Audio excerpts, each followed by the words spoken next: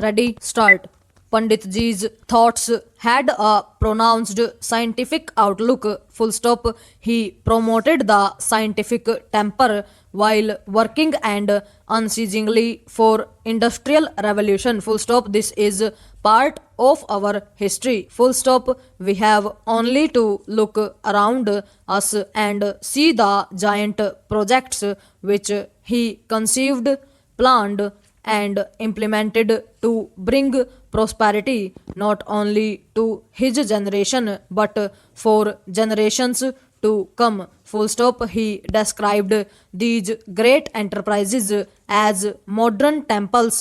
Full stop. These are indeed the most fitting memorials to this great son of India. Full stop. Large irrigation and power projects have made the deserts bloom and ensured uninterrupted water supply for the expansion and diversification of agriculture and industry, large and small. Full stop. The basic heavy engineering and machine making industries provide the sinews to our industrial and agricultural growth, which is further augmented by the increasing use of indigenously manufactured fertilizers and pesticides. Full stop. One has to view the great panorama of the green revolution and the socio-economic development programs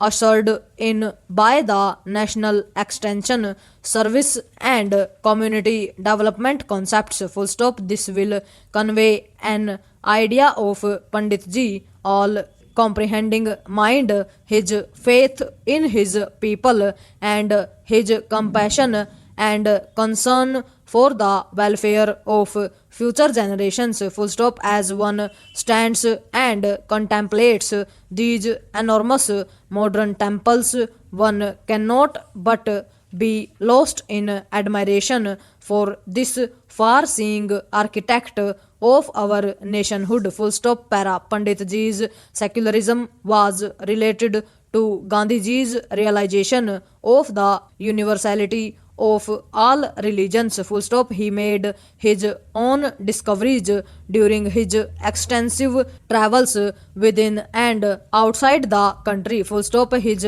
keen appreciation of our variegated culture and the ancient heritage of this great country led him to believe that while no one can or should live in the past, we should understand and respect the composite character of our culture and the basic unity which pervades the several aspects of the many diversities in our composite culture. Full stop. To deny this is to deny our nationhood. Full stop. Panditji preached communal and racial harmony and respect for all religions. Full stop. This is the basis of our democracy and socio-economic development and our survival as a nation. Full stop. Para.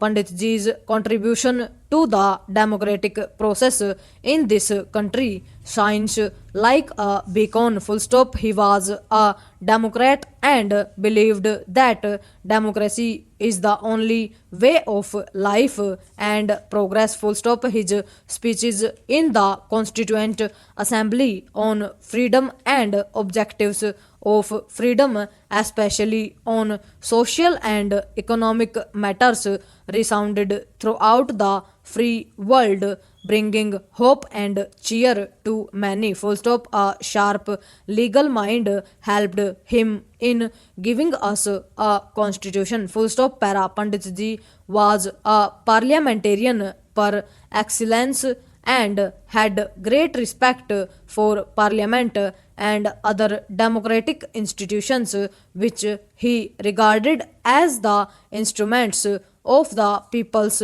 will. Full stop.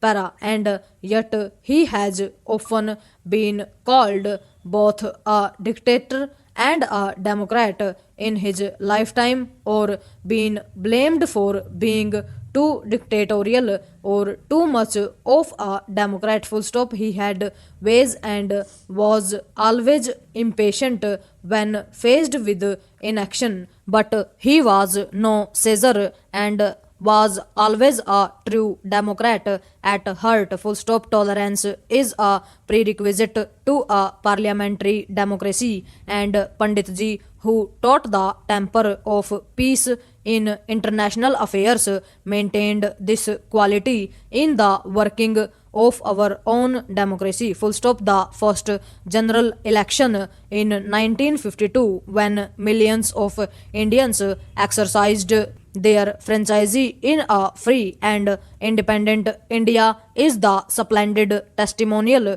to Panditji's leadership and the principles he preached of tolerance, fair play, and personal freedom. Full stop. His unfaltering vision guided us in three general elections and gave us the confidence that we could run our own affairs. Full stop. This spirit was carried by Nehru to the villages, to the people at large, for he believed not only in democracy at the national level but in democratic decentralization. Full stop.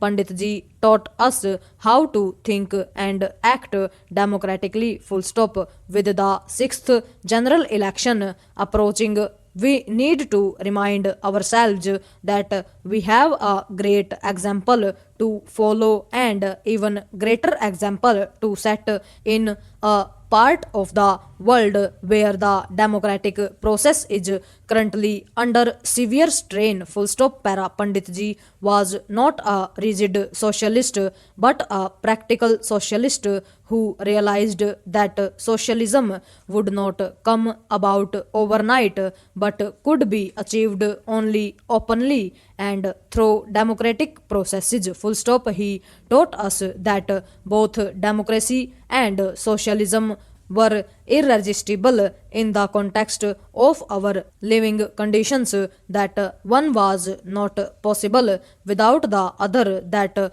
both had to go together and could go together. Full stop. Planning and development according to the people's needs required hard work and even sacrifice of short term needs for the sake of the long term future. Full stop. The public sector, for instance, had to be built in pursuance of this objective and to balance the private sector and keep ulterior motives under control. Full stop. The state had necessarily to invest in many industries in which large scale private investment on such a scale was not forthcoming or even possible, particularly in science and technology and atomic energy. Full stop. Panditji repeatedly stressed the importance of large scale, medium and small industries